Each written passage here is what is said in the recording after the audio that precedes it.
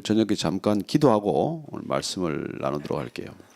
하나님 아버지, 12월입니다. 한 해가 다 가는데 연초에 생각했던 것들 이루어진 것도 있고 또 까마득히 잊은 일들도 있습니다. 그러나 하나님께서 한 해 지켜주신 것만 해도 감사하고 또 이 12월을 돌아보면서 인생의 겨울을 맞으면서 내가 내 인생의 봄, 여름, 가을에는 어떤 일을 했는지도 기억하고 생각해보는 그런 시간 되게 하여 주옵소서.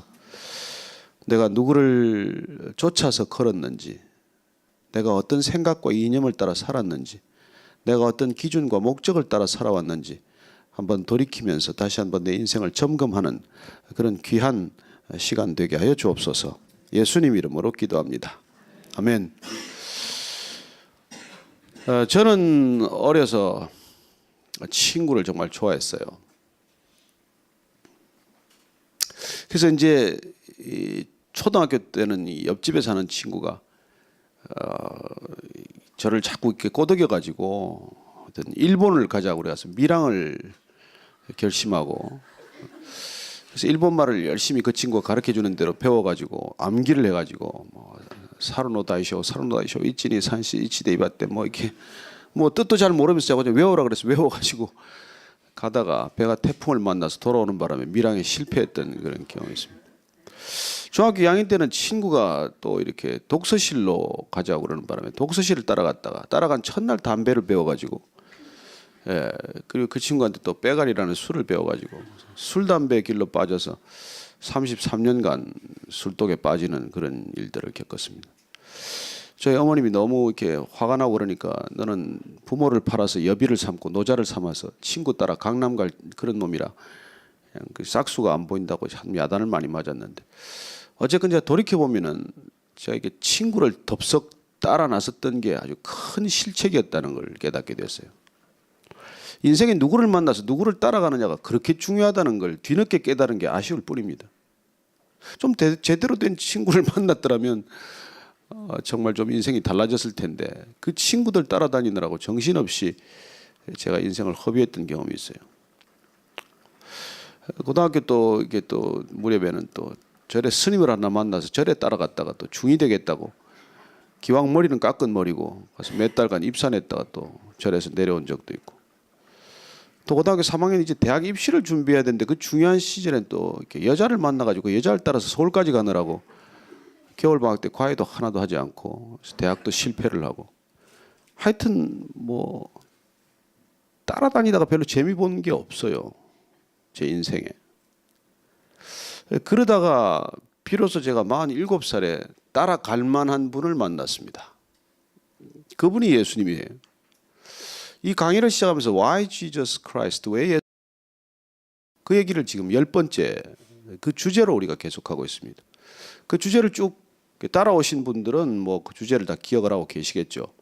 그러나 오늘 보니까 뭐 처음 온 분도 또 계시고 몇 번 빠진 분도 계시고, 그 주제가 어떻게 흘러왔는지를 모른다면 뭐 연결은 어렵겠지만 오늘 그 주제는 또 예수님에 관한 물론 얘기입니다. 우리는 그분이 종교가 아니라는 것으로 시작이 돼서 쭉 지금까지 계속해 왔어요. 그래서 키워드를 하나씩 저희들에게 여러분들과 나누었습니다. 메탈 릴리전, 뭐 노 마일리지, 그다음에 프리덤, 조이, 그다음에 러브 앤 파워, 그다음에 그레이스, sin, suffering, 뭐 이런 단어를 가지고 여러분들하고 나눴어요. 그렇다고 제가 영어로 얘기했던 건 아니니까 너무 두려워하지 마세요. 그런 주제를 가지고 했다는 것이죠. 오늘 여러분과 나누고 싶은 키워드는 follow예요. follow. 제가 누구를 따라다녔다라고 얘기를 했는데, 나는 누구도 따라다닌 적이 없다, 나는 나 자신을 따랐을 뿐이다, 그렇게 말할 수 있는 사람은 없습니다. 우리는 인생의 어떤 사표나 기준을 삼고 따르게 되어 있어요. 그래서 누군가를 따르고 있다는 것을 우리가 한번 돌아볼 필요가 있다는 것입니다. 나는 어떤 생각을 쫓아왔나? 누구의 생각을 따라왔나? 아니면 누구를 내 모델로 삼고 지금까지 인생을 이렇게 달려왔나? 이런 걸 한번 여러분들이 점검해 볼 필요가 있는 것이죠. 저는 중간에 대학원에서는 또 우리 교수님을 따라가기로 하고 갔다가 그 교수를 뭐 시켜줄 것처럼 약속을 하더니 그것도 잘 되지도 않고. 그래서 내가 어느 날 그 뉴스를 보다가 봉도환 씨가 너무 멋있어가지고 저는 앵커가 돼야 되겠다. 그래서 이제 방송국에 입사를 해서 25년간 방송을 하게 됐어요.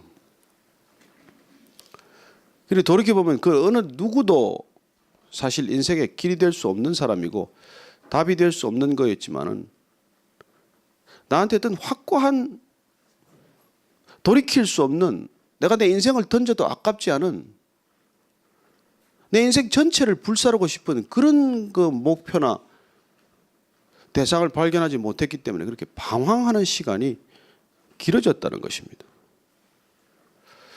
결국은 사람들을 쫓았지만 세상 속의 사람들을 따라간 것이죠. 그러다가 제가 47살 때 드디어 이렇게 예수님을 만나게 된 것입니다. 그분을 여러분 만났다라는 표현을 여러분 이상하게 듣는 사람들이 있어요. 어떻게 만났는데 2000년에 죽은 사람을 어떻게 만났다는 거냐. 여러분 저자를 만나는 방법이 여러 가지 있습니다. 책을 읽는 것이죠.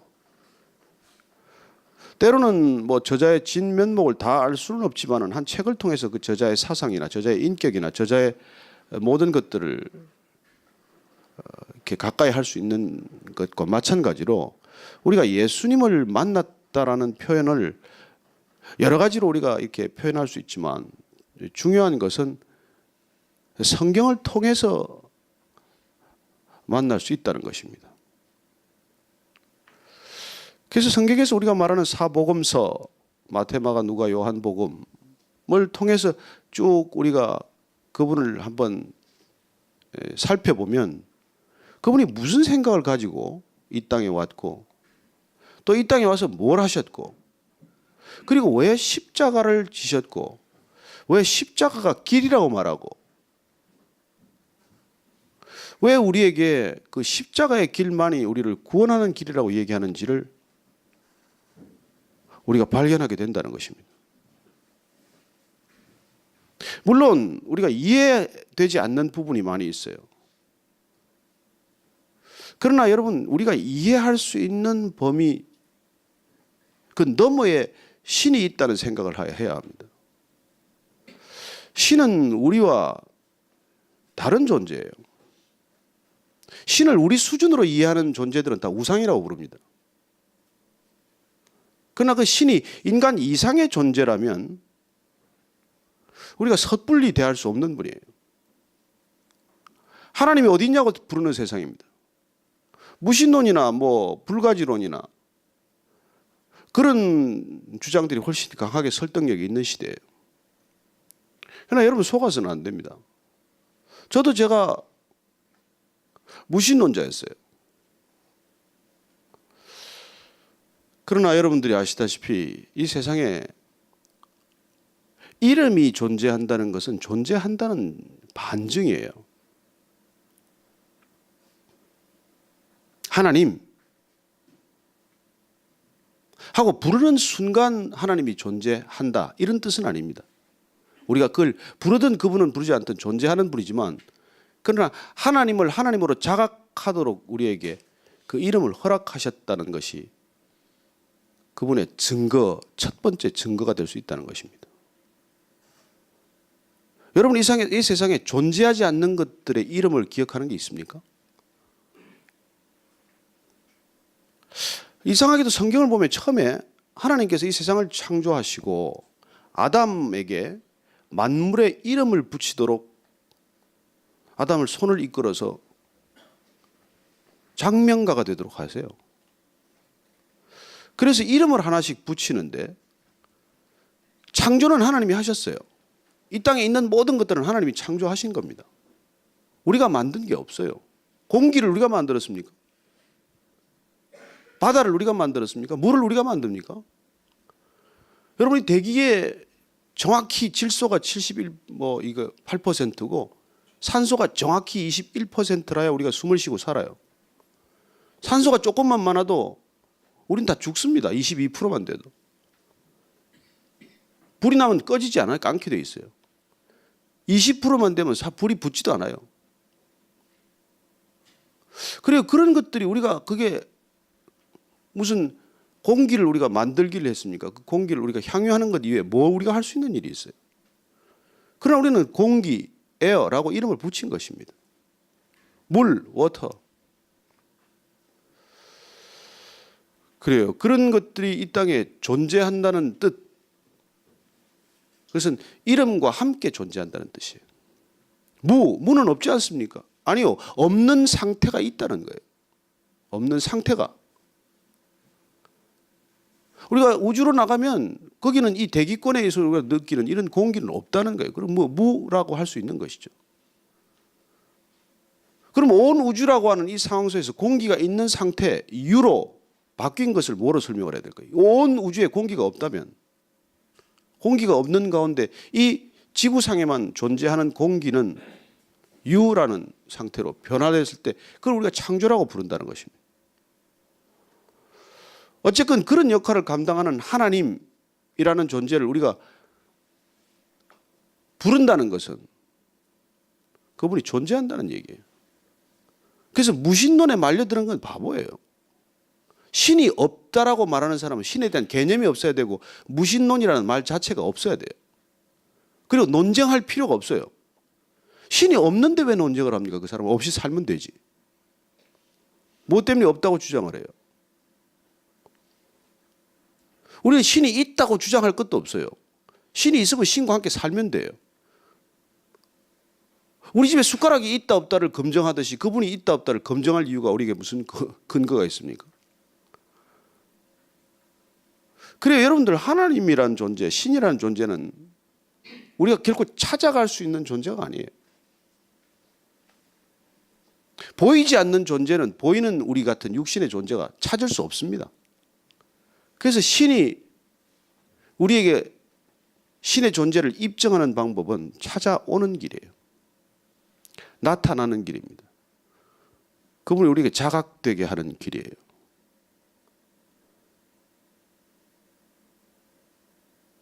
너무 조용하니까 내가 긴장이 되네.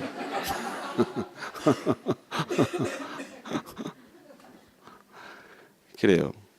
이 땅에 그렇게 찾아오신 하나님의 이름이 예수님이에요. 예수라는 이름, 예수와 여호수아는 하나님이 구원하신다 그 뜻이에요. 그분의 이름 자체가. 어쨌건 그분이 이 땅에 오셨다는 것, 그 올 때 그렇게 비참하게 오셨다는 것, 가장 낮은 자로 오셨다는 것, 짐승의 구유에 태어났다는 것, 그리고 죽을 때는 가장 처참하게 죽었다는 것. 이게 인간의 스펙트럼을 결정하는 것입니다. 인간의 가장 천한 모습에서 가장 처참한 죽음까지를 포괄하는 존재라는 뜻이에요. 그런 인간의 모든 고난과 고통을 함께 지시겠다는 의지의 표현이죠. 어쨌든 그분은 이 땅에 오셔서 12명의 제자들을 향해서 나를 따르라고 말씀하십니다. Follow me, follow me. 마태복음에 보면은 처음에 찾아온 사람들이 있었어요. 안드레와 두 사람이 찾아왔었죠. 베드로는 부릅니다. 나를 따르라. 마태는 세관에 앉아있는 사람을 불러요. 나를 따르라. 빌립 부릅니다. 나를 따르라. 그 당시에 랍비라고 불리는 사람들, 선생이라고 지칭되던 사람들은 어느 누구도 그런 종류의 사람을 찾아가거나 부르거나 제자로 삼지 않았습니다. 예루살렘에 유명한 랍비의 두 대종 산맥이 있는데 하나는 힐렐이고 한쪽은 가말리엘 쪽이에요. 거기 들어가려면 보통 실력 가지고는 못 들어갑니다. 13살 때까지 창세기, 출애굽기, 레위기, 민수기, 신명기, 토라라고 부르는 구약 전체를 다 암송해야 거기 들어갑니다. 시험 칠 자격이 주어져요. 그래서 그중에서 한 3명 정도, 2~3명 뽑았던 것입니다. 나중에 우리가 알거든 바울은 거기에 합격한 사람이죠. 그리고 천재 중에 천재를 뽑았고 가문 중에서 가장 똑똑한 사람들을 뽑았지. 그 고기 잡는 어부나 세관에 멍청하게 앉아있는 세리나 그리고 혁명운동한다고 칼이나 품고 당기는 가로기 주다나 이런 사람 부르지 않았어요. 예수님은 이 땅에 오셔서 우리 눈으로 볼 때는 가장 제자 삼아서는 안 될 사람들, 제자 자격 요건으로 따진다면 가장 unqualified 된 사람들, 세상으로부터 지탄을 받거나 비웃음을 사거나 그런 사람들을 불렀어요. 그 사람들 찾아가셨습니다. 그래요. 그분께서 오셔서 우리를 찾아왔다는 것. 이게 우리 신앙의 출발점이고 우리가 예수님을 따르게 된 이유예요. 그분이 찾아오셨다는 것 때문에. 그분이 찾아오셔서 우리한테 나를 따르라고 얘기하시기 때문에. 여러분, 우리가 따라 나서려면은 몇 가지 전제가 있을 거예요. 그 사람들도 머리 통박을 굴리지 않았겠습니까? 저 랍비라고 불리는 사람인데 기적을 좀 베풀 줄 아는 분인데. 그 당시에 문화로 본다면 적어도 그분이 랍비라고 불리고 선생님이라고 불리고 능력이 있다는 소문이 났다면 그런 최하층에 있는 사람들 같으면 웬만하면 따라 나설 만은 해요. 그러나 또 한편 생각하면 고깃배를 남겨두고 자기가 생업으로 삼던 어구나 그물을 남겨두고 뒤에 버려두고 선뜻 따라 나선다는 것도 쉬운 일은 아니에요. 어떤 깊은 믿음이 있거나 놀랄만한 그분에 대한 매력이 있거나 아니면 한순간의 만남이지만은 거역할 수 없는 그런 힘에 이끌려서 이렇게 딸려가듯이 자석에 빨려가듯이 따르라고 하는 말에 딸려가는 거예요. 물론 그 출발점을 우리는 되게 믿음이라고 말할 수 있습니다. 제가 호주머니 지금 여기 제 손에 500원짜리 동전이 하나 있습니다. 믿으시겠어요? 믿으세요? 왜요?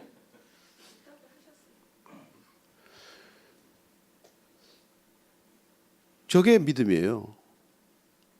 제가 있다고 했다는 말을 믿겠다는 거예요. 그럼 내가 500원짜리 동전을 보여주면 어떻게 될까요? 믿음은 그냥 확인으로 바뀌는 거예요. 사실 확인으로. 그때부터 믿음이 필요 없어요. 물론 지금 없습니다. 없는데 제가 물어본 거고. 그러나 없지만은 제가 있다고 말했을 때 그 말을 믿겠다는 이유는 뭐예요? 제 인격을 믿겠다는 거예요. 제 인격을 믿겠다는 거예요. 믿음이란 인격과 존재를 믿는 것입니다. 그 말을 믿으려면 인격과 존재를 믿는 거예요. 그러면 예수님께서 나를 따르라고 했을 때 그분을 따를 만큼 그분의 인격과 전 존재를 믿지 않으면 그런 일은 일어나지 않는 것입니다. 그래서 놀랄 만큼 그 제자들이 그런 따르라고 하는 한마디를 듣고 덥석덥석 따라 나섰다는 것을 보면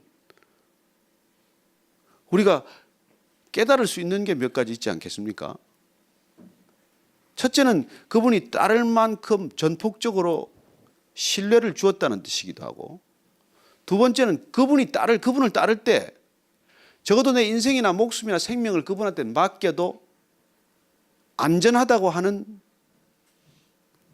그런 믿음이 있다는 것입니다. 조금 표현을 바꾸면 그런 계산이 있다는 거예요. 저분한테는 맡겨도 괜찮을 것 같다는 믿음이 있을 것입니다. 여러분 어떻게 해서 연애하고 결혼합니까? 나를 따르라 뭐 이렇게는 안 하지만 내가 당신을 사랑해. 되게 보면 뻥이지만 나중에 알고 보면 하나도 뭐 다 잘못 따라 나섰다고 다 그렇게 부모들이 말릴 때 그냥 그만둘 걸 어쩌자고 따라가 가지고 이런 생활을 하냐. 그래서 그냥 친정 시아버지나 뭐 저기 아버지나 무슨 뭐 누가 돌아오라 그러기만 하면 요새는 덥석덥석 돌아가더라고요.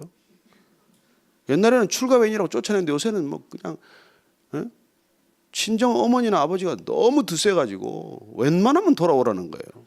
야, 참 세상 하여튼 참 어려운 세상 사십니다 요새. 겪은 모양이네. 그래 하여튼 간에 예수님이 우리를 따르라고 할 때 그렇게 따라 나섰던 사람들을 보면 그런 믿음이 있었다는 것입니다. 그리고 점점점 우리가 복음서를 따라가 보면 그분께 그런 능력이 있었다는 것입니다. 저는 아까 말씀드렸다시피 사람을 따라다니다가 별로 재미를 못 본 사람이에요. 그래서 어느 날 내가 사람을 안 따라가기로 결정을 했습니다. 따를 만한 사람이 없다는 걸 확인했어요. 저는 대통령을 여러 사람들을 직접 만나서 뭐 이런저런 얘기도 나눠보고 또 어떤 뭐 얘기도 권유도 들어보고 또 많은 뭐 지도층 인사라는 분들도 만나보고 또 무슨 재벌들도 만나보기도 하고. 근데 정말 제가 야, 저분이라면 내가 인생을 한번 걸어볼 만하다. 그런 사람은 솔직히 만나지 못했어요. 젊은 날 친구들을 따라서 그런 술집은 쫓아다녔을 망정. 그렇게 제가 저분한테 인생을 걸어도 좋겠다 이런 사람은 만나지 못했습니다. 적어도 전두환 대통령은 뭐 보니까 장세동 이렇게 따르는 팔로워들이 많이 있어요. 그래도 뭐 어떤 방법으로 뭐 때문에 따라갔는지는 뭐 우리가 자세히 모르겠지만 어쨌든 그런 이유들이 있다는 것입니다. 재벌들을 따르는 임원들은 어떨까요? 무엇 때문에 그렇게 열심히 따를까요? 왜 재벌들이 감옥에 갈 일이 있으면 그분들이 대신 갈 정도로 충성심이 생겼을까요? 사람에 대한 매력일까요? 아니면 돈일까요? 모르겠습니다. 뭐 그분의 결정이겠죠. 그러나 중요한 것은 어떤 동기건 간에 저는 사람을 따르는 사람들이 끝까지 그분을 따라간 것을 후회하지 않는 걸 별 본 적이 없어요. 나중에 다 배신당했다는 거예요. 실망했다는 것입니다. 여러분 지금 혹시 누군가를 따르고 있다면 실망하게 될 거라는 건 알고 따르게 되시길 바랍니다. 남편이건 자식이건 친구건 사람은 끝까지 따라가도 실망 안 하는 사람 없습니다. 사람을 끝까지 따라갔는데 내가 배신 안 당하는 사람 없습니다. 왜냐하면 따라가는 목적과 동기가 불순하기 때문입니다. 내가 따라가는 사람한테 기대하는 게 너무 크기 때문입니다. 내가 따라가는 사람한테 인간에게서는 없는 것까지 기대하기 때문입니다. 신에게 기대해야 될 성품을 인간에게 기대하고 따라가기 때문에 결과는 뻔한 일입니다. 나 자신도 그렇게 못 살면서 나 자신도 그런 성품이나 그런 것이 전혀 없으면서 우리는 어떤 인간에게 대해서 특정한 사람에게 대해서는 그런 것들을 요구한다는 것입니다. 저는 여러분들이 저한테 그런 기대를 하지 않게 되기를 바랍니다. 나중에 그 실망을 어떻게 감당하겠어요? 제가 미리 말씀드리지만 저를 따를 생각은 추호도 하지 마십시오. 저는 어느 날부터 사람을 따르지 않기로 결정을 했는데 그 이유는 제가 예수님을 따르기로 결정했기 때문입니다. 그분은 따를 만한 분이라는 걸 제가 제 있는 머리로 제 모든 삶을 걸고 제가 답을 찾았기 때문에 그래서 제가 이렇게 10번이나 12번에 걸쳐서 예수님을 소개하게 되었고 그리고 오늘 제목을 팔로워라고 붙여서 내가 어떤 팔로워인지를 설명드리고 여러분들도 저와 같이 그분을 따르는 팔로워가 되기를 부탁을 드리는 거예요. 예수님을 따르라는 것입니다. 예수님이 이 땅에 오셔서 놀랍게도 그렇게 팔로우 미 해서 따르는 사람들에게 이렇게 설명합니다. 이때까지 신과 인간 사이에 끼어있던 모든 브로커들은 그건 도적이나 강도다 이렇게 말해요. 그게 제가 기독교는 종교가 아니다, 예수님은 종교가 아니다라고 말씀드린 첫 번째 이유예요. 그분은 하나님과 인간 사이에 있는 모든 브로커를 없애러 왔어요. 그래서 정확히 우리가 알아듣기 쉽게 얘기를 하면 그분은 이 땅에 종교를 없애러 온 분이에요. 아니 종교적 시스템을 망가뜨리러 온 분이에요. 그래서 그는 유대교 전체와 부딪혔어요. 유대교뿐이겠습니까? 이스라엘 땅에 오셨기에 유대교와 부딪혔지. 무슬림 땅에 갔으면 무슬림과 안 부딪혔겠습니까? 그 6세기 이후에 생긴 무슬림 땅에 가셨다면 그러지 않겠어요? 불교 땅에 가셨다면 어떻게 하시겠습니까? 힌두교 땅으로 가셨다면 어떻게 했습니까? 그리고 그분은 모든 종교 자체를 없애러 오신 분이에요. 신과 더불어 산다는 건 종교가 아닙니다. 그냥 그분은 생명일 뿐이에요. 사랑일 뿐입니다. 사랑은 종교가 아니에요. 생명은 종교가 아닙니다. 그래서 그분이 우리를 따르라고 할 때 놀랍게도 그분을 따르기 시작하면 우리를 얽어매고 있던 것들로부터 하나씩 풀려가는 자유를 경험하기 시작한다는 것입니다. 놀랍게도 그분 안에서 진정한 자유와 기쁨을 맛본다는 것입니다. 그게 우리가 그분을 따라가야 할 이유예요. 사람을 따라가면 반드시 웃기게 되어 있습니다. 그리고 실망하게 되어 있어요. 그러나 예수님을 따라가면 적어도 사람에게 겪는 실망과 그런 고통은 없다는 것입니다. 그래서 예수님께서 한 사람 한 사람 불렀어요. 한 사람 한 사람 불렀어요. 그래서 12제자를 불러서 그 불러낸 사람들의 이름을 교회라고 붙였어요. 공동체죠. 교회 공동체죠. 제자들의 모임, 팔로워들의 모임이에요. 이 팔로워들이 별의별 사람이 다 있어. 12명밖에 안 되는데도 결국 한 사람 배신했어요. 그렇지만은 그 팔로워들과 3년간 같이 먹고 자고 다니십니다. 그리고 적어도 따르라고 할 때 자기가 가지고 있던 배나 그물을 뒤로 남겨두고 따라갔다는 것입니다. 따라갈 때 맨손으로 빈손으로 버려두고 따라갔다는 것입니다. 그게 예수님을 따르는 팔로워들의 모습이었어요. 주님께서 나를 따르라 그럴 때 가지고 있는 것 다 가지고 오라고 그러지 않습니다. 어떤 서기관이 찾아왔어요. 제가 따르겠습니다. 예수님 no thank you 해. 너 따를 필요가 없다고 그래요. 또 어떤 제자는 제가 집에 좀 다녀오겠습니다. 아버지한테 유산도 좀 받아오겠고 집안 정리하고 오겠습니다. 아니 그냥 나를 따르라 말씀하십니다. 어떤 부자 관원이 찾아왔어요. 그러니까 돈이 많은 공직자죠. 제가 따르고 싶습니다. 내가 가진 것을 다 팔고 그걸 가난한 사람들한테 나눠주고 나를 따르라고 말합니다. 어떻게 그럴 수 있겠어요? 그런 걱정 어린 표정으로 근심 어린 얼굴로 돌아갔습니다. 그리고 예수님께서 나를 따르라고 할 때 우리가 가지고 있는 것들을 다 가지고 따르기가 벅차다는 것입니다. 문제는 여기 있어요. 그분이 우리를 따르라고 할 때 우리는 우리가 가진 것들의 소유를 더 늘리기 위해서 따르는 줄로 착각을 합니다. 오늘날 이 교회가 이렇게 소란스러워진 것, 크리스찬이 이렇게 사람들 눈밖에 난 것, 세상의 비난과 조롱거리가 된 까닭은 딱 하나예요. 우리가 그분을 따르긴 따르는데 내 소원 성취를 위해서 따른다는 것입니다. 내가 가진 소유를 늘리기 위해서 따라간다는 것입니다. 그건 부른 사람의 의도를 착각한 거예요. 그분은 우리가 가진 재산을 배로 늘려주기 위해서 우리를 부르라고 하지 않습니다. 아니 그건 별로 관심이 없는 게 아니라 애초부터 관심이 없어요. 그분은 이 땅에 우리를 부르라 불렀을 때 따르라고 했을 때 우리를 부르신 목적, 우리를 팔로워 삼는 목적은 하나예요.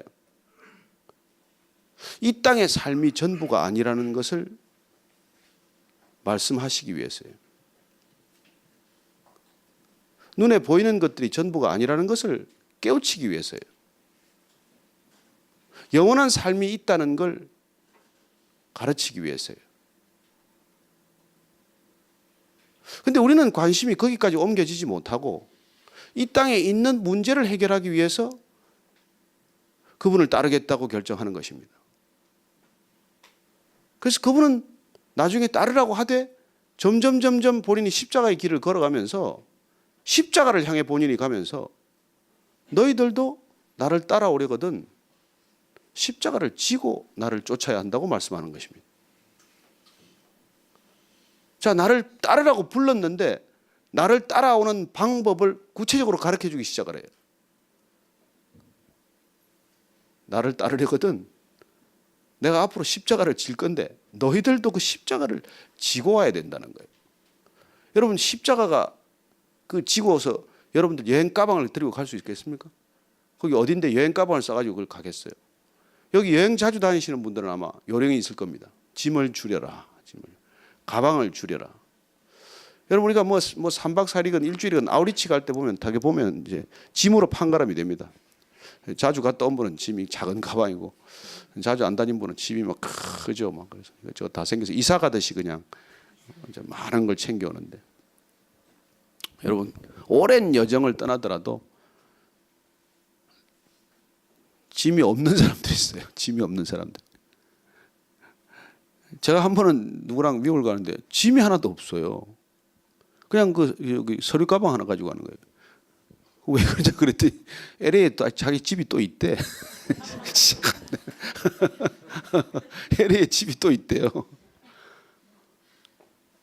그리고 그 사람은 거기 또 집이 있으니까 짐이 필요가 없죠. 여러분 우리가 여행을 떠날 때 적어도 영원한 여행, 영적인 여행, 이 땅을 넘어서는 여행을 시작할 때는 여기 있는 게 아무것도 쓸모가 없다는 것입니다. 그래서 여러분들이 그 여행에 관심이 있다면 관심의 방향을 바꿔야 한다는 것입니다. 저는 그분이 우리를 속이지 않는 분이라는 걸 알았어요. 그분의 메시지를 전하는 사람들이 뜻을 자꾸 왜곡할 수는 있을 망정 그분은 우리의 비위나 환심을 사기 위해서 메시지를 비틀지 않은 사람입니다. 정확하게 얘기했어요. 근데 오늘날 어쩌다가 그분을 따르는 길이 또 다른 성공이나 출세의 길인 것처럼 비춰진 것은 참 지극히 슬픈 일이죠. 그분은 나를 따라오겠다는 사람한테 나는 뭐 집도 하나 변변히 없고 밤에 잘 집도 별로 없는 사람이다. 그렇게 얘기를 해요. 소개를 해요. 그렇습니다. 그분이 그렇다고 해서 뭐 우리가 의식주의 문제를 전혀 해결할 필요가 없다는 건 아니에요.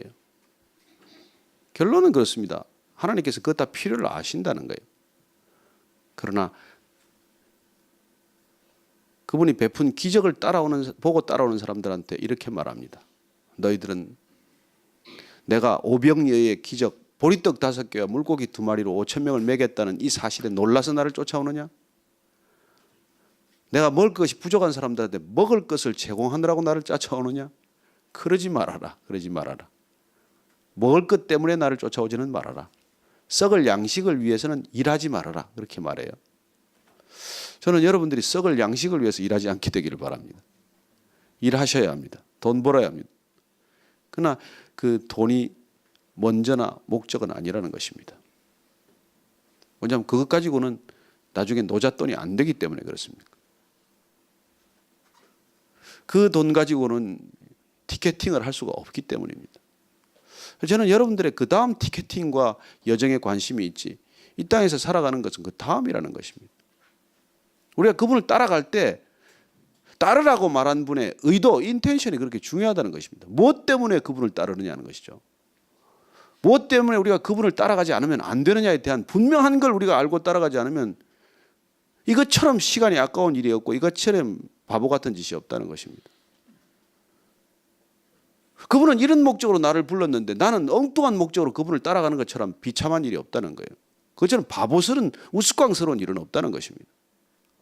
왜 불렀는지 왜 따라오라고 하는지도 모르고 덜렁덜렁 따라 나서면 얼마나 큰 비극이 생기겠습니까? 제가 외로움을 달래느라고 친구 따라갔다가 배운 술 때문에 33년간 술독에 빠져가지고 알코올릭처럼 말이죠. 그래서 여러분 사람 하나 잘못 따라 나가도 그런 일이 생기지 않습니까? 제가 최근에 뭐 이렇게 상담을 받는 분들 보면 정말 기가 막혀요. 어떻게 저런 사람을 따라 나섰다가 인생을 저렇게 힘들게 살면서 후회를 저렇게 막급하게 하나. 그런 사람이 얼마나 많습니까? 뭘 믿고 따라 나섰는데. 저도 제 아내에 대해서 너무 깜짝 놀란 게 있어요. 어떻게 30년 길러준 부모를 박차고 나를 따라오나? 내가 대학 등록금을 한번 대줬나? 내가 자기 치마를 하나 사준 게 있나? 그런데 사랑해 그 말 한마디에 그냥 홀라당 빠져가지고 어떻게 덜렁덜렁 결혼할 생각까지 오고 그렇게 부모가 말리는데 야 정말 참 그래놓고 얼마나 후회를 했겠어요. 그런데 단 하나 못 들어간 이유는 그렇게 말리는데도 본인이 했기 때문에, 일을 저질렀기 때문에, 퇴로를 끊고 갔기 때문에 돌아갈 수가 없게 된 거예요. 근데 그게 은혜더라고, 그게. 그래서 남편 얘기를 가서 험담을 못 하는 거예요. 그래서 살게 된 것입니다. 여러분들 가서 절대로 남편 얘기 가서 친정 어머니나 아버지한테 얘기하지 마세요. 바보 같은 짓이에요. 절대로 아내 얘기를 저희 시부모한테 가서 그 남편이 바보 같은 그런 얘기 해서는 안 됩니다. 그거 하는 게 깨지는 지름길이에요. 그걸 또 옮기는 게 진실입니까? 그렇지도 않아요. 다 자기 입장에서 얘기하는 것이죠. 그런데 어쨌건 우리가 따르기로 결정을 했으면 끝까지 가면 충신이고 중간에 돌아서면 배신이에요. 그냥 결정 잘해야 된다는 것이죠. 중요한 것은 여러분들이 그렇게 인간을 따른다는 일도 그럴진데, 여러분 신을 따르기로 결정하는 일은 얼마나 더 중요하겠어요. 영혼까지 가는 일인데. 그런데 얼마나 많은 사람이 이단에 빠지는 줄 아십니까? 가장 많은 게 기독교 이단인 거 아십니까? 그래서 여러분들이 정말로 그게 무슨 하나님을 따라 나선다는 일이 이게 보통 일이 아니라는 겁니다. 그래서 유대인 전체가 그렇게 열심히 하나님을 따른다고 따라다니는데 헛격길로 빠졌다. 그걸 가르쳐 주러 예수님께서 오신 거예요. 니네들이 다 그렇게 잘 따른다고 대제사장부터 서기관부터 바리새인부터 그 많은 유대인 전체가 따른다는, 하나님을 따른다고 하지만 그게 하나님을 제대로 따라가는 게 아니다.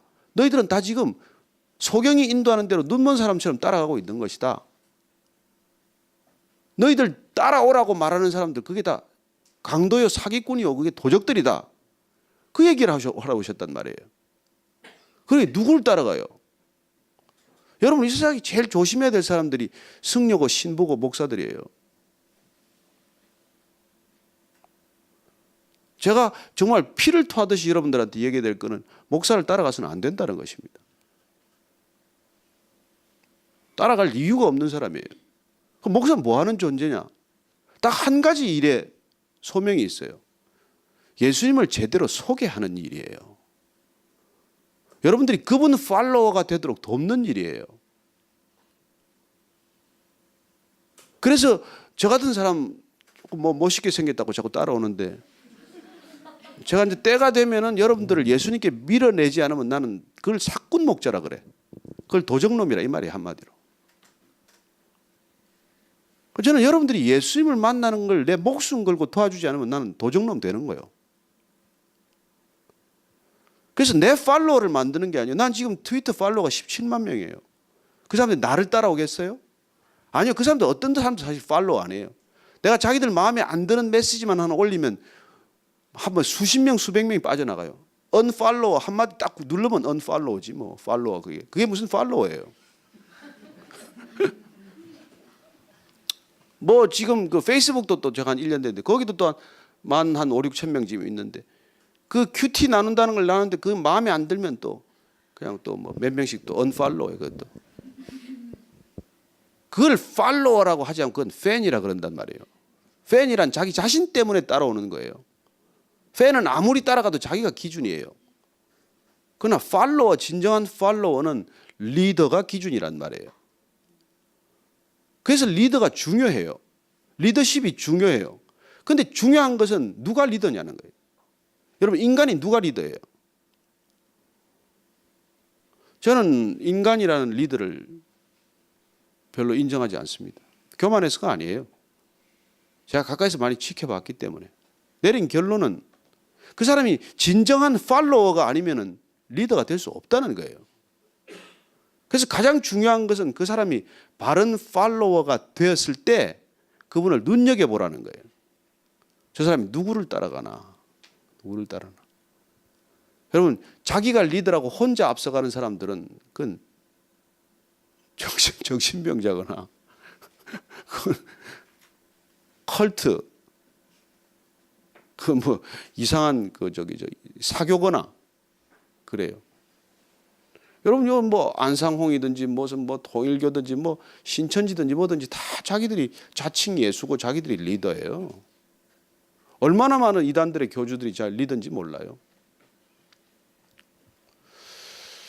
그리고 우리가 이 예수님을 따라간다는 팔로워가 된다는 일은 너무나 중요한 일이어서 예수님께서 직접 오셔서 팔로우 미라고 하셨다는 것입니다.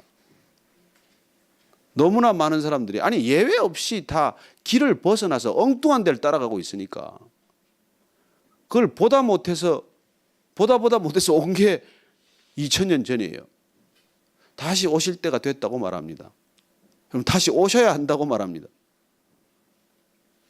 그 정도로 지금 문제가 심각해요. 그래서 오늘 이 팔로워라는 주제를 가지고 여러분들하고 말씀을 나누면서 여러분들이 정말 깨어야 할 때가 되었다는 얘기를 드리고 싶은 것입니다. 우리는 리더십 별로 그렇게 이렇게 배울 만한 게 많지 않아요. 저도 리더십 책을 많이 봤는데 리더 그렇게 따를 만한 리더가 별로 없습니다, 여러분. 그래서 여러분들이 인생에서 단 하나 따라야 할 리더가 있다면 저는 변치 않는 예수님을 따르라고 말씀드리고 싶은 것이죠. 그분의 팔로워가 되라고 말씀드리는 것입니다. 여러분 성경 보십시오. 우리 내년에 성경 2독할 거예요. 2번은 보려고 그럽니다. 근데 가능한 희망하기로는 복음서는 한 4번쯤 봤으면 좋겠어요. 신학은 한 2번쯤, 4번쯤 보고 복음서는 한 8번쯤 봤으면 좋겠어요. 여러분 그 성령 세례를 받더라도 저는 성경 읽다가 여러분들이 성령 세례 받게 되기를 바랍니다. 예수님을 깊이 묵상하다가 방언이 터지게 되기를 바라고 여러분들이 정말 예수님을 깊이 십자가를 묵상하다가 능력 세례 받기를 원합니다. 딴 거는 이상해요. 곁길로 가는 게 수도 없습니다. 그래서 저는 우리가 지금 교회가 내년도에는 반드시 함께 모여서 성경을 읽는 그런 공동체가 되어야 되겠다. 이번에 저희들이 2박 3일 동안의 수련의 키워드는 커뮤니티였어요. 그 커뮤니티. 공동체. 우리가 어떤 공동체를 지향할 거냐. 어떤 공동체. 근데 이 사람이 자꾸 생각하기를 공동체 하면 자꾸 구역 모임 같은 걸 만들어 달라는 거예요. 친교할 모임을 만들어 달라는 거예요. 여러분 그러나 솔직히 말씀드리면 공동체는 단 한 가지 목적 때문에 모이는 것입니다. 예수님을 따르기 위해서 모이는 거예요. 물론 예수님을 따르는데 좀 재미도 있어야 된다는 이유 때문에 공동체라든지 인간적인 친목이나 교제를 자꾸 원하지만 보다 더 분명하게 여러분들한테 말씀드리고 싶다면 예수님을 따르는 길은 외로워야 된다는 것입니다. 의도적으로 의식적으로 죽을 힘을 다해서 외로운 시간을 만들어야 한다는 것입니다.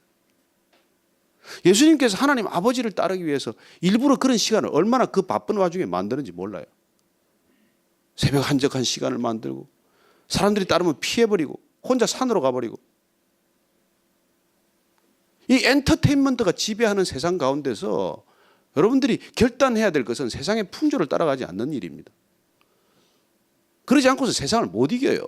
세상을 쫓아가다가는. 예수님을 따른다는 길은 세상을 쫓아가는 길과는 조금 반대의 길이에요. 그러면 처져서 어떻게 사나? 아니요. 정반대의 길을 가는 사람만이 창의적이에요. 거기서 진정한 창의력이 나온다고요. 세상이 따라가는 건 모방이죠. 그 수준에 있는 것이죠. 그러나 하나님을 따른다는 것은 예수를 따라간다는 것은 그 수준, 노멀한 수준을 넘어선다는 거예요. 비상식적이라는 게 아니에요. 초상식적인 그런 걸 우리가 창의성이라고 부르는 것입니다. 그래서 저는 여러분들이 뭐 이렇게 같이 모여서 그냥 밥 먹고 즐기고 하는 시간도 중요하지만 성경을 읽는다는 시간도 외로운 시간이에요. 별로 재미없는 시간이에요.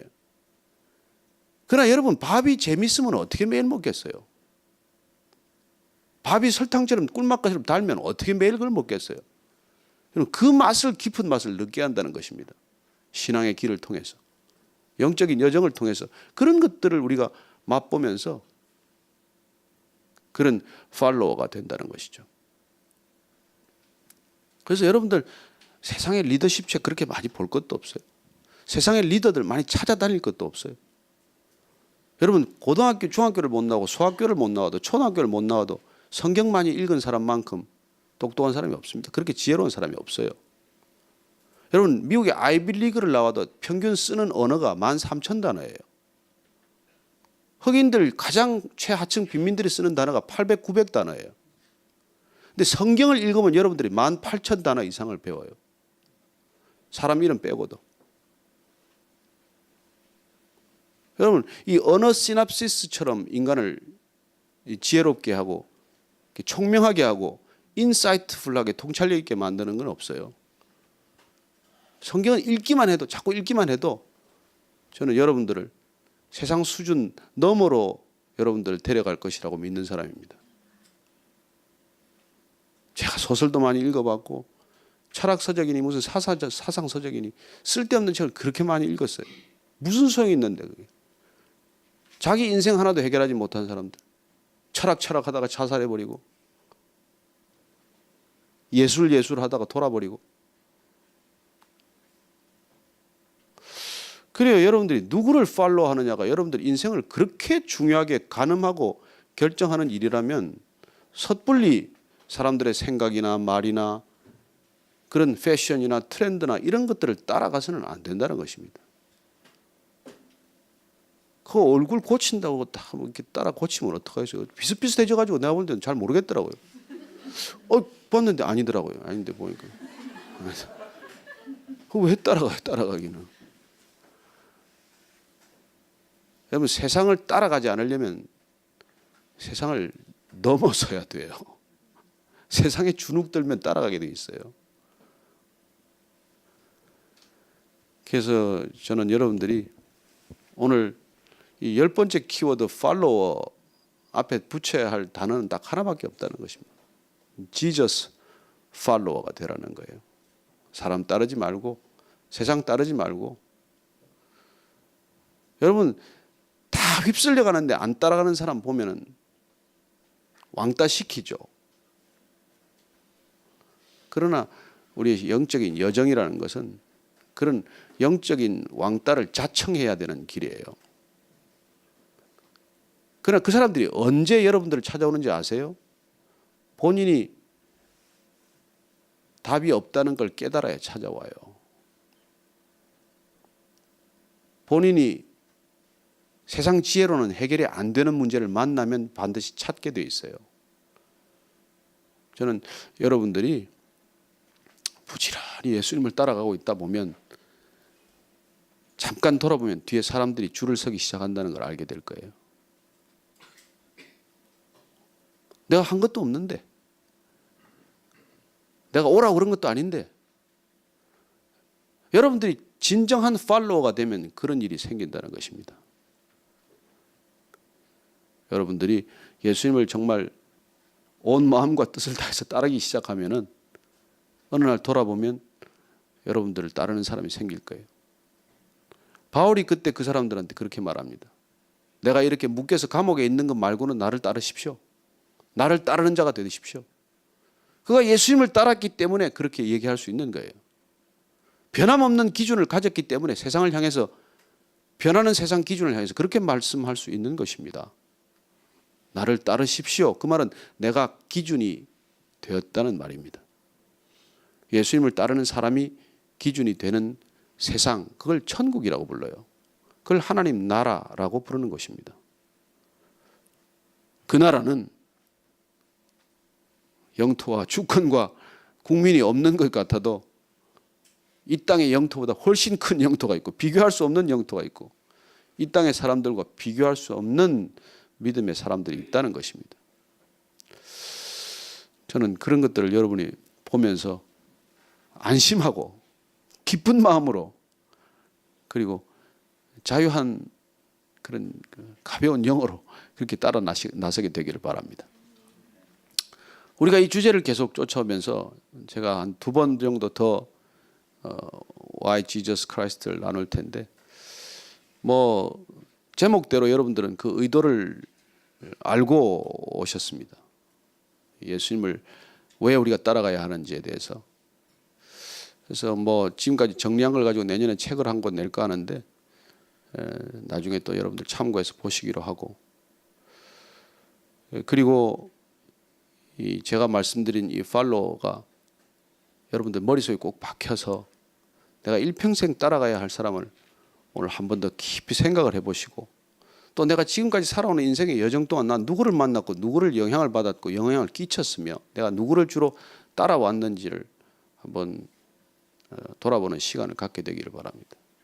그리고 다시 한번 여러분들이 2013년도 마지막 시간이 다가오고 있는데 올 한 해 한번 정리하면서 새롭게 내년에는 예수님을 어떤 굳은 결의와 결단으로 따를 수 있는 그런 소중한 시간을 갖게 되기를 바랍니다. 예수님 따르고 제가 후회하지 않았다는 것을 간증하고 마칠까 합니다. 제가 아이들하고 사이가 안 좋았어요. 아들 둘하고. 아들 둘이가 너무나 제 이 기대에 못 미쳐서 야단도 많이 치고 혼도 많이 내고 그렇게 정말 아들들하고 참 제가 사랑했지만 그 사랑이라는 게 여러분들 다 경험해 보셨지만 인간의 사랑이라는 게 자기 욕심이죠. 뭐 자녀에 대한 짙은 사랑, 진정한 사랑이라기보다는 내 자존심이고 어떤 그런 거였는데 제가 예수님을 만나고 나서 너무 창피하고 부끄러운 그런 생각이 많이 들었어요. 가만 돌아보니까 나는 뭐 아들들한테 거짓말을 한 것도 많고 약속을 깬 것도 많은데 아들들한테는 그냥 뭐 이렇게 거짓말하기만 하면 불같이 화를 내고 다른 건 용서해도 거짓말하는 건 용서를 하지 않겠다고 그냥 거지반 그냥 반쯤 죽여놓고 그런 짓을 했단 말이에요. 그런데 제가 보니까 예수님을 보니까 이분은 뭐 간음하다가 잡힌 여자도 돌을 들려고 치려는 사람들한테 죄 없는 자부터 돌을 들어라. 그때 그런 급박한 상황에 돌을 들어서 다 그 여자를 돌로 쳐 죽이겠다고 돌을 들었던 사람들이 하나씩 하나씩 돌을 다 놓고 그 자리를 떠나기 시작을 했어요. 여자 혼자 남았어요. 예수님께서 너를 정죄하던 자가 다 어디 갔냐? 아무도 없습니다. 그럼 단 둘이 남았으면 예수님께서 근데 너 왜 그랬냐? 왜 벌건 대낮에 간음을 했냐? 그렇게 물었습니까? 너도 가라. 그리고 다시는 죄 짓지 마라. 그 여자가 돌아가서 또 간음했을까요? 아니요. 예수님께서 이 땅에 율법을 완성하러 오셨다고 말해요. 그러고는 율법을 그토록 강조하는 유대인들하고 사사건건 부딪혔어요. 안식일을 의도적으로 범했어요. 그래서 유대인들이 계속 시비를 걸어요. 왜 당신 안식일을 어기냐? 당신 데리고 다니는 제자들은 왜 안식일을 어기냐? 예수님께서 그래요. 나는 안식일의 주인이다.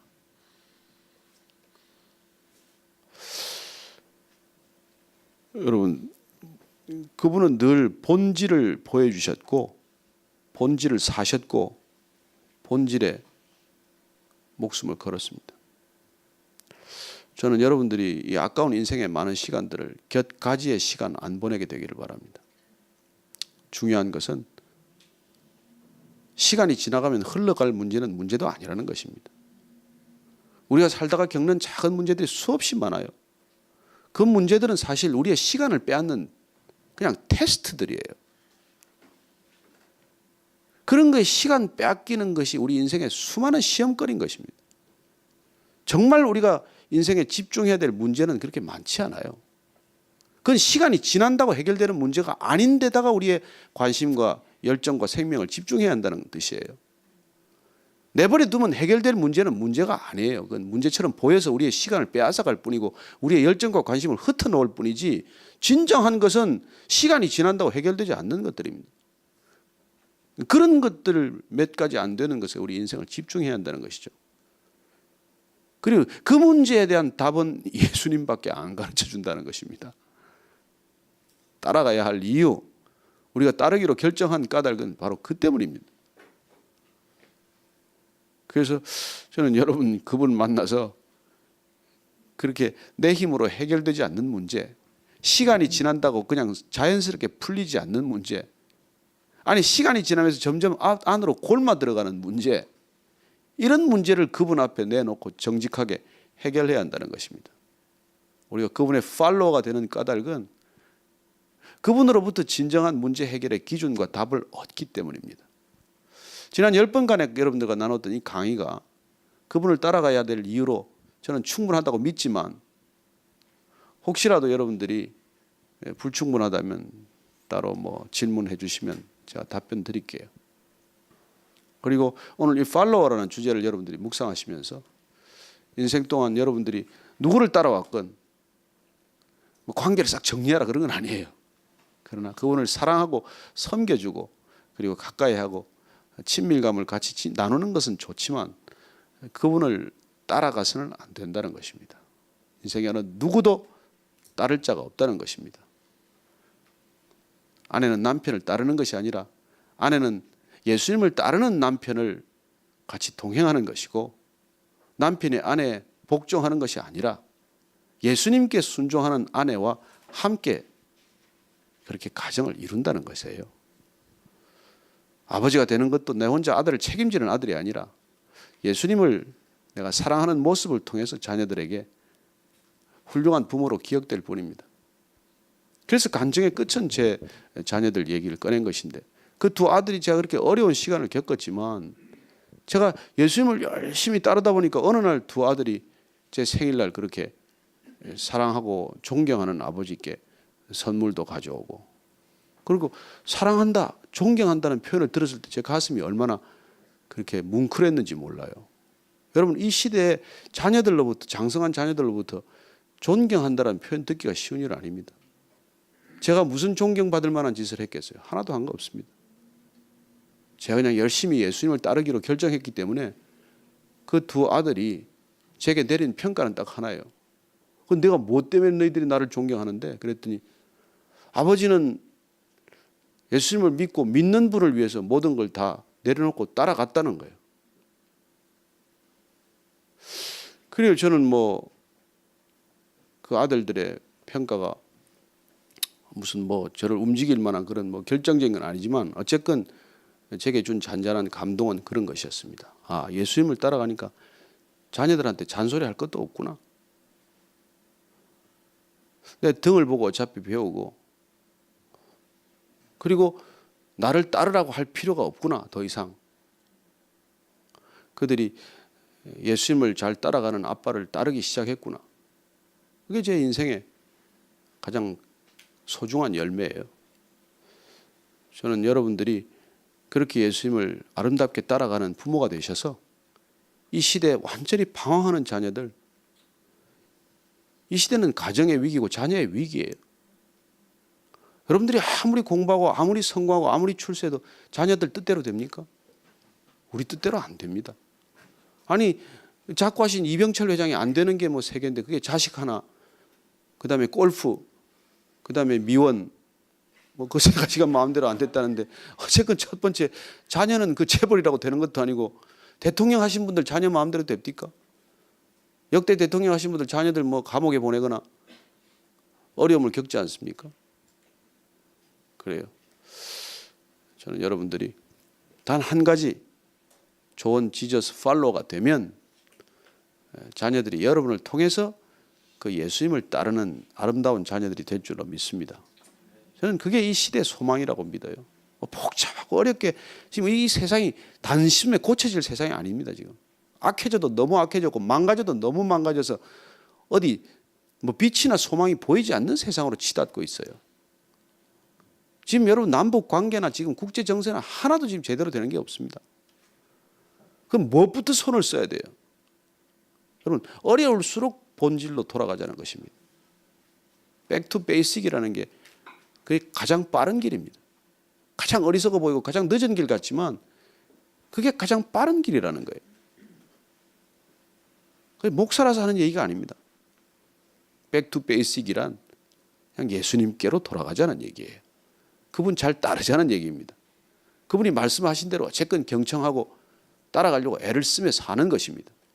그 세상을 향해서 돌을 들거나 세상을 향해서 핏대를 올리거나 사회 제도를 뜯어 고치자고 목에 뭐 이게 피 맺히도록 외치는 것보다도 더 중요한 일이라는 것입니다. 저는 그게 본질임을 믿고 그게 첩경임을 믿고 그게 가장 하나님의 지혜라고 믿기 때문에 세상에서 할 수 있는 방법을 다 버리고 이 길을 택했습니다. 지금 뭐 여러분들 앉아있는 숫자가 몇 명 되겠어요? 그러나 저는 2천만 명 보고 매일 밤 뉴스 했던 것보다 훨씬 이게 소중하다고 믿는 사람이에요. 왜냐하면 한 사람으로부터 시작이 되니까. 여러분, 하나님은 한 사람으로부터 일을 시작할 수 있는 분입니다. 저는 여러분들이 예수님을 따라감으로써 바로 그 한 사람 되기를 축원합니다. 질문 있으시면 질문하고 마치겠습니다. 오늘 여러분들 뭐 오뎅도 먹고 김밥도 먹고 기분이 좋으실 텐데 너무 잔소리 같아 죄송하지만 꼭 한마디 묻고 가고 싶다. 뭐 그런 말이 있으면 예.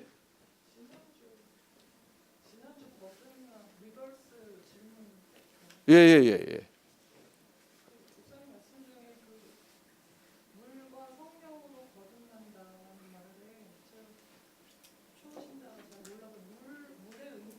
아, 예. 그 물과 성령으로 거듭나야 한다는 건 예수님 말씀이죠. 예, 요한복음 여러분들이 읽어보시면 3장에 그 찾아온 니고데모에게 어떻게 해야 하나님 나라를 볼 수 있냐라고 물었을 때 그게 그냥 봐지는 게 아니라 물과 성령으로 거듭나야 한다라고 이제 말씀해 주신 것이죠. 그래서 물세례란 회개를 뜻하는 것입니다. 물로 우리가 세례를 받을 때 보통 죽음을 뜻해요. 그래서 우리가 세례식을 받지 않습니까? 그때 침례를 하건 또 일반 뭐 장로교단이나 이쪽에서 우리가 물을 뿌려서 세례를 하건 그건 죄로부터의 죽음을 뜻하는 것이죠. 그래서 그냥 물 속에 들어갔다 나오면 십자가에서 죽는 것과 같은 상징적 의식이 된 것이죠. 죽음입니다. 그리고 다시 물 위로 올라올 때 사는 거 아닙니까? 살아나는 것이죠. 그때 예수님께서 마태복음 3장 15절 이하를 보면 예수님께서도 그런 세례를 받으셨어요. 받을 필요가 없는 분인데 죄가 있는 사람이 세례를 받아야지 죄 없는 분이 세례 받을 필요가 없는데도 불구하고 세례 요한을 찾아가서 세례를 받겠다고 자청을 하세요. 그래서 세례 요한이 얼마나 당황스럽겠어요. 내가 세례를 받아야 할 텐데 어떻게 예수님께서 내가 세례를 베풀라고 하십니까? 근데 예수님께서 베풀라고 그러세요. 그렇게 해야 마땅히 의를 이룬다고 말씀하십니다. 의로움이 그렇게 이루어진다는 것이죠. 예수님께서는 그런 세례를 통해서 요단강에서 세례를 받으셨는데 세례받고 올라오실 때 성령 세례를 함께 받습니다. 하늘 문이 열리고 성령이 비둘기같이 임하면서 예수님께 성령이 임했다고 되어 있어요. 보통 신학적으로는 그걸 예수님의 대관식, 메시아로서의 대관식이라고 설명을 하지만 예수님께서는 다시 물세례와 성령 세례를 받음으로써 메시아에 등극하는 것이죠. 그렇게 예수님은 거듭난 분이 아니지만 거듭나는 세리머니를 보여주셨고 그런 걸 통해서 다시 한번 우리에게도 동일한 걸 요구하세요. 거듭나야 할 필요성과 거듭남의 능력에 대해서 말씀하시는 것이죠. 예수님 성령으로 잉태되셨어요. 육신으로 뭐 이렇게 남녀간의 관계로 잉태된 게 아니라 성령으로 오셨지만 그러나 세례를 받으실 때 다시 또 성령 세례를 받으시고 날마다 성령 충만하셨어요. 그래서 그런 이렇게 우리가 예수님의 궤적을 따라가기 위해서는 우리도 물세례를 통해서 완전히 죄로부터의 씻김, 죄로부터의 단절, 그런 죄로부터의 이 회개를 통해서 거듭나는 것이고 물세례는 이 죄로부터의 청산이라고 한다면 성령 세례는 이제 새롭게 능력을 받아야 한다는 것입니다. 우리가 과거와 단절되었다면 과거에 내가 살던 방식과 결별했다면 새로운 힘과 능력으로 살아야 할 터인데 그분은 성령님이 오셔야 우리는 새로운 인생의 패러다임이 시작이 된다는 것이죠. 살던 과거와는 다른 전혀 새 출발이 이루어진다는 것입니다. 또 혹시 한 가지만 더 질문 있으세요? 없으세요? 무슨 말인지 모르겠어요.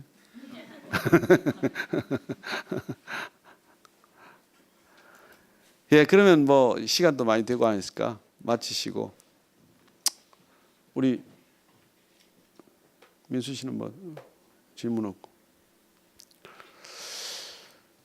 우리 김성영 선생님 뭐 이렇게 소감을 좀 이렇게 많이 매기니까 어떠세요?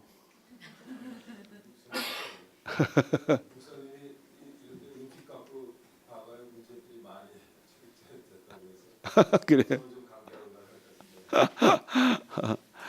저는 이게 교회라고 믿습니다. 여러분들 커피 마시지만 커피 누가 어떻게 하는지 아무도 모르지 않습니까?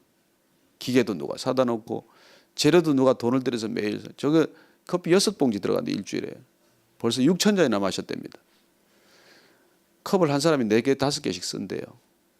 여러분 공동체란 누군가의 필요를 채우는 손이 있다는 걸 기억하는 일입니다. 그냥 값없이 먹었지만 가치 없는 것도 아니고 내가 돈을 안 내고 먹었지만 값 없는 게 아니에요. 돈으로 치를 수 없는 가치가 있고 돈으로 환산할 수 없는 그런 사랑과 헌신이 있다는 것을 기억하는 것이 공동체예요. 공동체. 여러분들이 늘 그런 걸 마음속에 품고 그리고 기회 닿을 때마다 나는 어떤 걸로 그런 공동체를 이룰 것인가 그런 걸 생각하는 그런 공동체가 되었으면 좋겠습니다. 다시 감사드리고 여러분들이 물 한 잔을 마시건 커피 한 잔을 먹건 누군가에게 감사할 수 있게 되기를 바랍니다. 기도하겠습니다. 하나님 아버지, 오늘 이 밤에도 몇몇 사람이 모여서 예수님을 더 알기를 원하고 예수님을 더 따르기를 원하고 예수님을 날마다 더 닮기를 원하는 사람들이 모였습니다.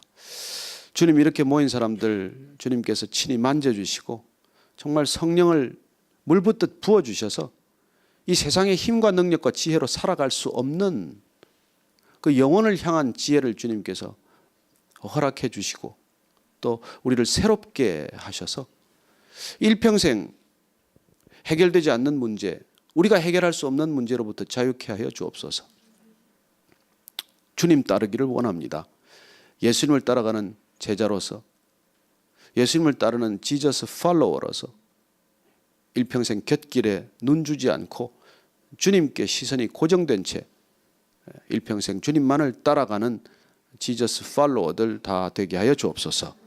한 주간도 그렇게 기쁘게 달려가다가 문득 뒤를 돌아보면 예수님에 대해서 또 궁금하게 생각하는 사람을 만날 때 부드럽고 친절한 말로 내가 예수님을 왜 따라가는지 설명할 수 있는 그런 아름다운 기회들도 허락하여 주옵소서.